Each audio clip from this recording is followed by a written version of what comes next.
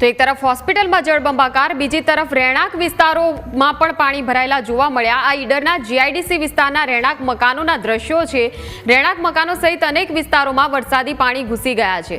Bus stand નજીકના GIDC પાછળના રહીશો આ ત્રાહિમામ થયા છે। આ પ્રકારની સ્થિતિથી કંટાળ્યા છે। સ્કૂલે જતા વિદ્યાર્થીઓ પણ કેડસમા પાણીમાંથી પસાર થઈને ચાલવા મજબૂર બન્યા છે। અવિરત વરસાદને પગલે નગરપાલિકાની પ્રી મોન્સૂન કામગીરી સદંતર નિષ્ફળ રહી છે। રહીશો ઈડર નગરપાલિકાના કામથી અસંતુષ્ટ છે।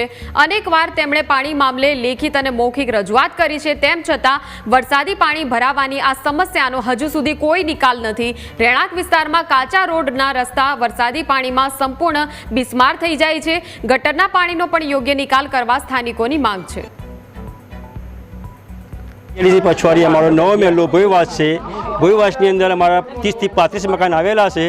તેમ છતાંય અહીંયા રોડ છે જ નહીં, પાણીનો બહુ વહાવ આવી ગયો છે। કોઈ અધિકારી આવતા નથી અહીંયા જોવા માટે। 3-4 અમે ફરિયાદી કરી આવ્યા 2 મહિના પહેલાં, તો એ તંત્રે કોઈ હાથમાં કોઈ કામ લીધું નથી। અમારા છોકરાઓને ભણવા જવું હોય છે તો બહુ તકલીફ પડે છે। કોઈ બીમાર થઈ જાય, કંઈ આ થઈ જાય, કોઈ પ્રોબ્લેમ બની જાય મોટો, તો કોઈ ગાડી પણ નહીં આવી શકતી, બાઇક નહીં આવી શકતી, તો શું કરવું? અમારે કોઈ નિર્ણય લેતા નથી। પાછળ રહીએ છીએ, બહુ અમારે આવવા જવાની બહુ તકલીફ પડે છે। આ સવરકરમાં હું નોકરી કરું છું, કારણ કે મારે સર્વે કરવા જવાનું હોય છે, અબેટની દવા નાખવા બી જવાનું। અમારે જવાનું ક્યાંથી? અને ઘરે બહુ જ પાણી આવે છે। તળાવનું તૂટી ગયું છે, તળાવનું પાણી પણ અહીંયા આવે છે। બાળકોને સ્કૂલમાં જવાનું હોય તો પણ અમારે જવાનો કોઈ બી રસ્તો નહીં, અને ચેક કમર સુધી પાણી છે। અને એ છોકરો કઈ રીતના જાય? એમાં નોકરી જવાનું કઈ રીતે જવાનું? છોકરાઓને ભણવાનું બહુ જ બગડે છે, અને તંત્ર કંઈ સાંભળતું જ નહીં। 6 ઇંચ વરસાદ પડ્યો છે, આટલે બાળકો અમે બધે આવવા માટે બહુ પરેશાની।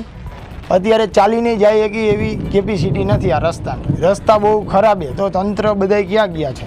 અમારે હાલવા ચાલવામાં બહુ તકલીફ પડે। અમારે કોઈ સાજું માંદું બીમાર થયું હોય તો અમારે જવાનું ક્યાં? છોકરાઓની પરીક્ષા બધી ચાલે એકમ કસોટી, બરાબર? એટલે અમારે હવે જવાનું ક્યાં? કોઈ તંત્ર અમારું સાંભળતા નથી। એટલા માટે અમે ગાડીઓ લઈને ચાલવા માટે બહુ પરેશાની। ગાડીનું તો 2 નંબરની વાત રહી।